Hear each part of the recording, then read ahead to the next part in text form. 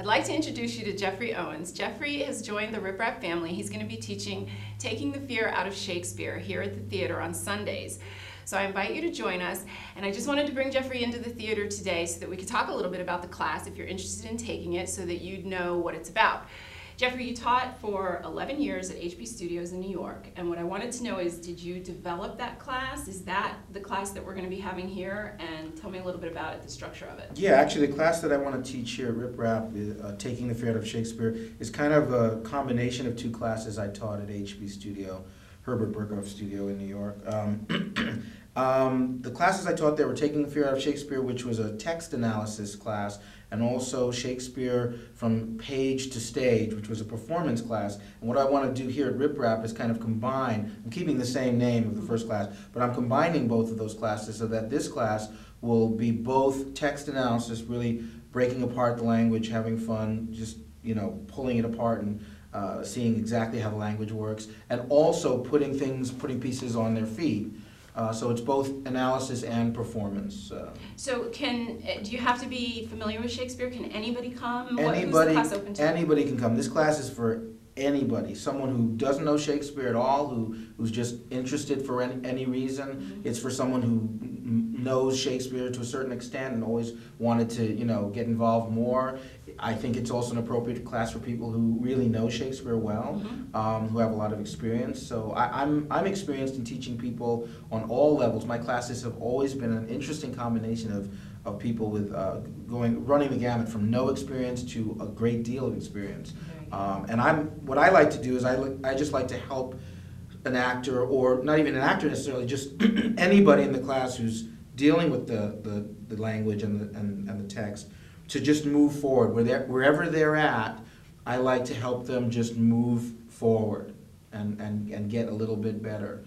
Well, what if you're like me, and you love Shakespeare, but you haven't done it for a long time, and you're super intimidated to come? Like, I'm all excited, but now that we're doing it, I'm intimidated. And I'm going, I think it's a perfect class for someone like you. I think it's a perfect class for someone like you because this whole thing about Shakespeare, everyone's afraid of Shakespeare and intimidated by Shakespeare, and that's why I call the class what I call it, because you know, it's funny, everyone hears that Shakespeare's great. Mm-hmm. You know, we always hear, you know, Shakespeare's great. We all agree. And then underneath it all, we're going like, yeah, but why? It's like, but I don't really think that. I mean, I'm sure it is, but it has no place in my life, or I don't want to deal with it. And it's really the greatest stuff. I mean, it's kind of like, it's a little like learning a language in a way.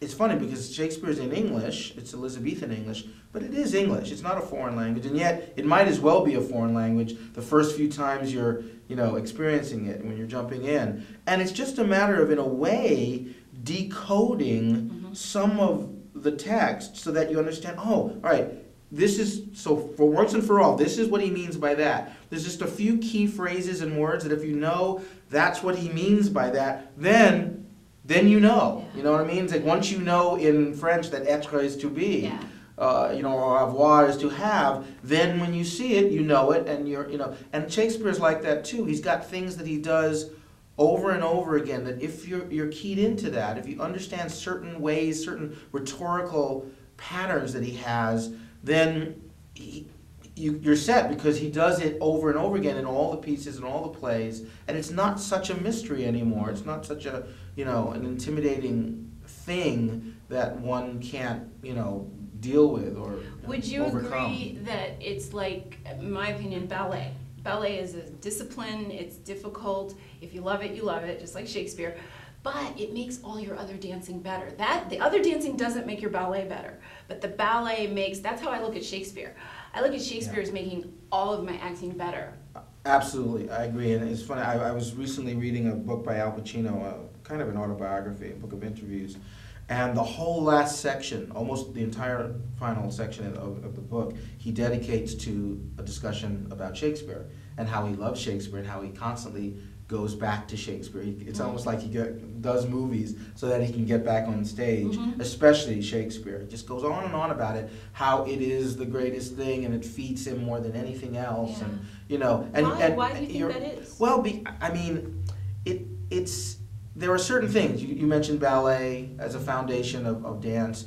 You know, you think of classical music, Bach or Mozart as a foundation for music. It's like, you know, you can appreciate all forms of music, but there's nothing like Mozart, you know? It's like, once you know Mozart, you know, it's kind of like, okay, you're set to appreciate other music more, not less, you know? Once you deal with Shakespeare, it does help everything else because there is a discipline involved, but the only reason I'm uncomfortable likening it to ballet, because ballet training is grueling. Yeah, Correct me if I'm wrong. True, right. I mean, it is physically grueling. It's like, you know, I get images of Russian and French teachers, you know, snapping the whip and legs up on bars and bending.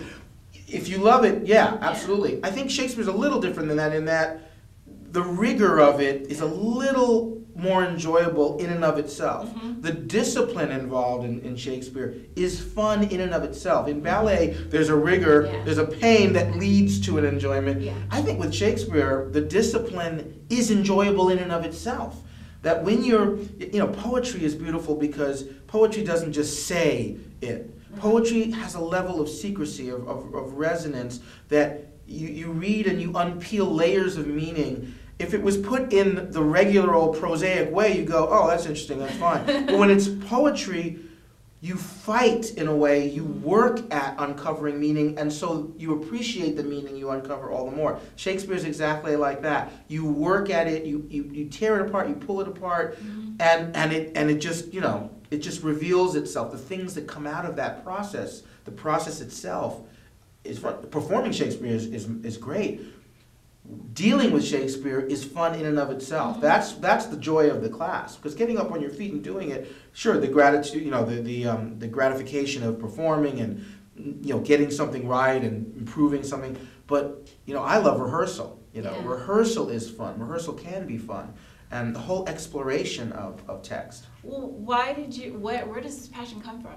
Did you start learning Shakespeare young, older? You know what? I came to Shakespeare relatively late. In England, you know, they grow up with Shakespeare.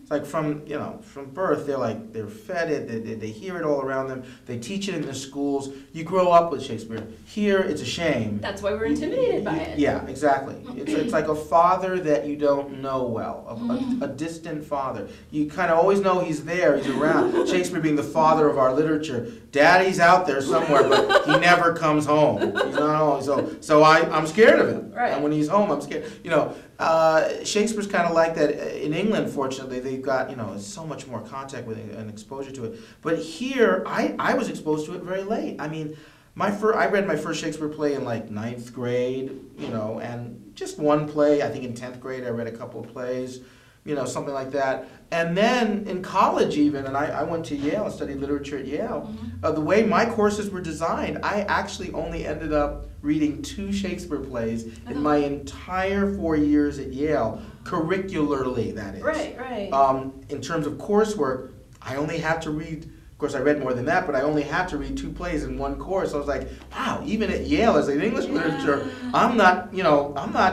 Shakespeare isn't just there. I've got to go get it. What happened was in my senior year at Yale, I directed a play. I directed As You Like It. That was my theater studies senior project.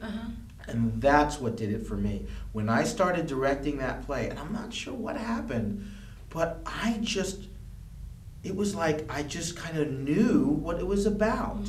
And you know, I'd look up, I'd kind of say, I think I know what that means. And I'd look it up because I looked up everything.